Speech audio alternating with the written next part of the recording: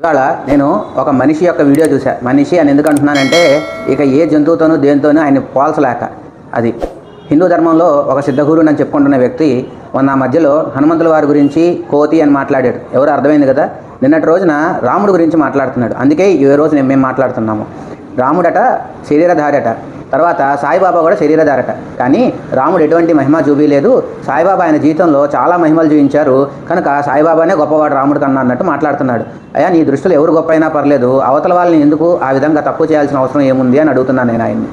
రెండోది, రాముడు శరీరధారి అని అన్నావు, బాగుంది. కానీ ఆయన సాటి మనిషిగా బతకడానికే వచ్చారు తప్ప దైవత్వం కోసం రాలేదు.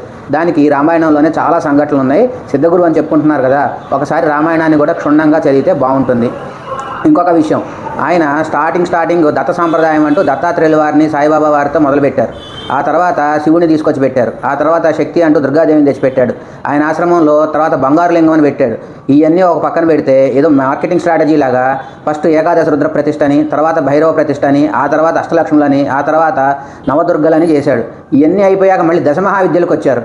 ఇప్పుడు రీసెంట్గా లక్ష శ్రీచక్ర ప్రతిష్ఠ అని చేస్తున్నాడు. 1,00,000 ఏదో మొత్తానికి.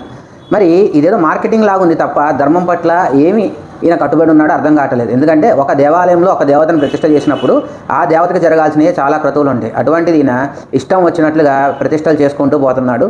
మరి ఇదేదో మార్కెటింగ్ లానే ఉంది తప్ప ప్రతిష్ఠ పేరుతో ఏమైనా దండుకుంటున్నాడేమో హిందువులు చక్కగా గమనిస్తూ ఉండండి.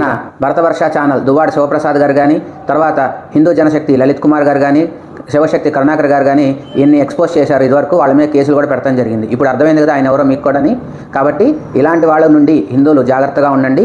ఒక సిద్ధగురునంటూ చెప్పుకుంటూ సాటి హిందువులు భగవంతుడిగా భావించేటువంటి వారిపై ఇటువంటి విమర్శలు చేయడం ఏ పార్టీదో ఆయనే తెలుసుకోవాలి. ఇక స్వస్తి, శ్రీమాత్రే నమః.